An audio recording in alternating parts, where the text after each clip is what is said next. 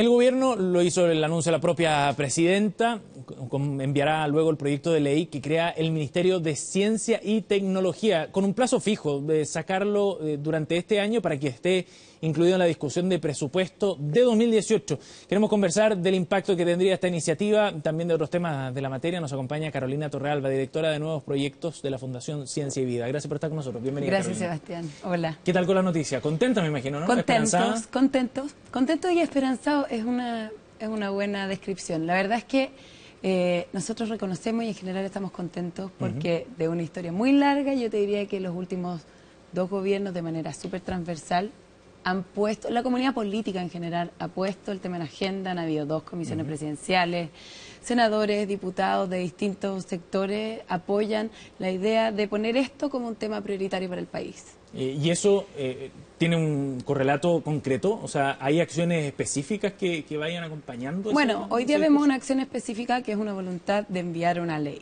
Ahora, yo no puedo comentar la ley, ni nadie, porque no la conocemos. Todavía no. Porque la presidenta lo va a enviar.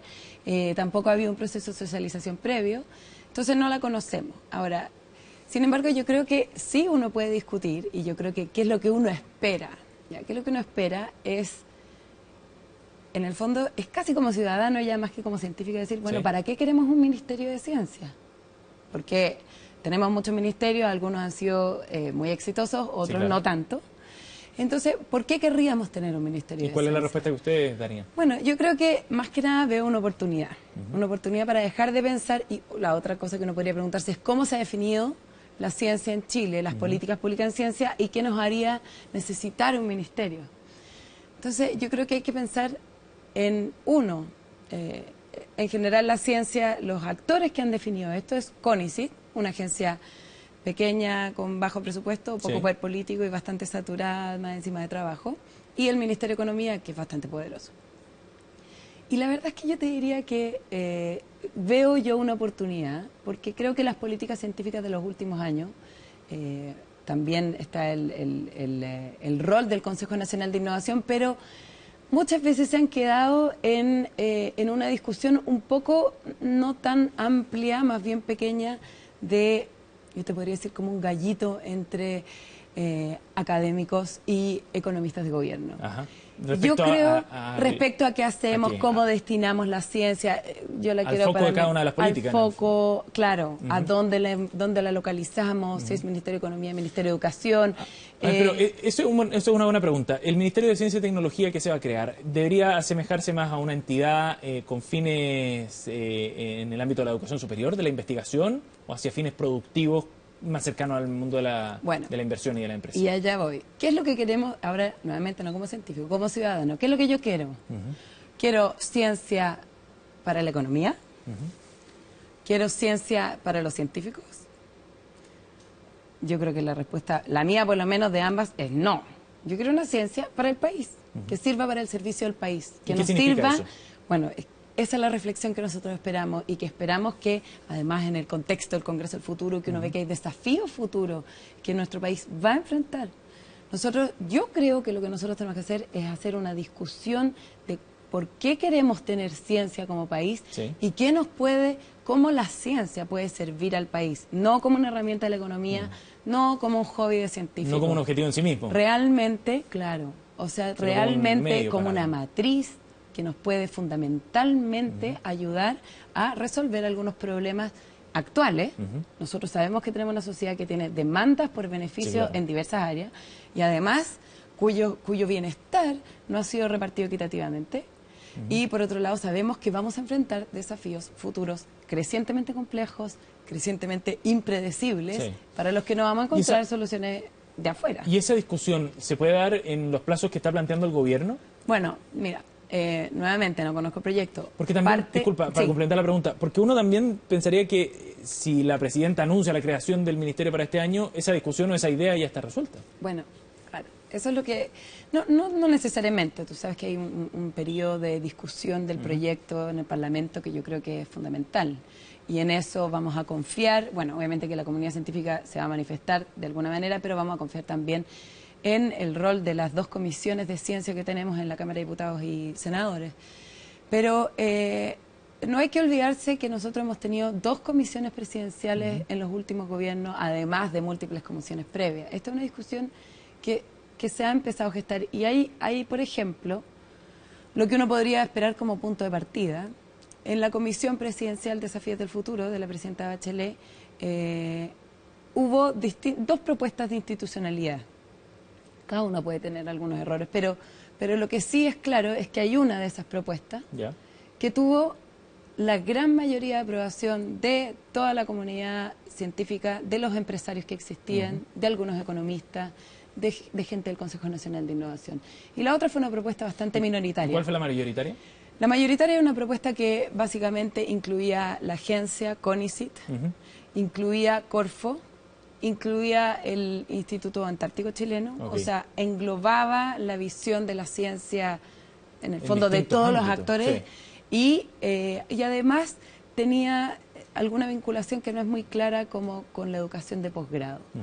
Ahora, yo creo que hay programas de Corfo que si es, no sé, dar clases de inglés a empresarios, tal vez no calzan. Hay detalles ahí que por supuesto que son matices, pero en el fondo, ¿qué es lo que se planteó en esa alternativa, que era la mayoritaria? Era realmente englobar los problemas en los cuales la ciencia... Quizá, ¿no? Encadenar. Los procesos desde el desarrollo de la universidad para que terminen algo productivo, por ejemplo. Exacto. ¿Qué es lo que no quiere? Mira, para ponerlo en una analogía muy simple. Yo creo que la apuesta es, nosotros tenemos un cerebro, tenemos que fortalecerlo, engrosarlo, eso que es formación de capital humano, hombres y mujeres de ciencia e institutos en los cuales ellos se puedan desarrollar. Y luego, ¿qué es lo que tenemos que hacer? No tenemos que enfrascarlo, ponerlo en formalina y mirarlo en el estante. Tenemos que hacer que se interconecte con, igual cómo funciona nuestro cerebro, interconectado con cada uno de nuestros órganos y para poder reaccionar, usarlo para reaccionar. Y por estos días, con el Congreso del Futuro, además con el desarrollo, se está hablando mucho sobre el tema. ¿Tú crees que hay conciencia efectivamente de lo que significa la importancia que tiene el desarrollo de la ciencia para nuestro futuro como país? Yo creo que sí. Yo creo que la gente, si es que tú lo preguntas de esa manera, tú crees que la ciencia es importante para el desarrollo futuro y efectivamente para los problemas, lo vimos con lo de la marea roja. O sea, al final la solución vino del Instituto Milenio de Oceanografía, que fue capaz de decir que las corrientes, en fin, dar la respuesta. Para un problema bien concreto. Para un problema concreto que afectaba a la población, y es un instituto de excelencia que está estudiando las corrientes oceanográficas, que nunca pensó en resolver un problema social en el corto plazo. En definitiva, y lo hizo, claro. Yo creo que sí. Ahora, el problema es que en general como país nos ponemos muy poco en el escenario del futuro. Y eso para todo, para el Sename, para la ciencia. Entonces, ¿alguien iba a pensar que los pescadores de la marea roja iban a ser tan afectados por la marea roja, una población importante en Chiloé? No. Entonces, el problema es, y yo creo que la instancia del Congreso del Futuro, que sea además pública, tiene esa relevancia. Es decir, paremos, reflexionemos un minuto acerca de qué es lo que nos va a afectar fuertemente en el futuro y qué herramientas tenemos que tener como sociedad para estar preparados para ello y resolverlos de manera equitativa para la población. Hay un tema relevante también en la discusión sobre el ministerio, tiene que ver con los recursos. ¿Hay un problema de recursos de la ciencia en Chile o no es ese el foco? Bueno, claramente hay un problema de recursos de la ciencia, claramente. Pero nuevamente, yo también, y me voy a poner en la contraparte, yo creo que la posibilidad de generar más recursos tiene que ver con esa capacidad de interconectar este cerebro con nuestras necesidades. Entonces tenemos que ser súper hábiles en generar una matriz flexible que nos permita realmente aportar. Entonces hay un problema de recursos, es más que conocido. Somos pero los no basta gemelos. Solo con eso, o sea... Pero no basta solo con eso. Si no está la institucionalidad y el diseño y un plan... o sea, bueno...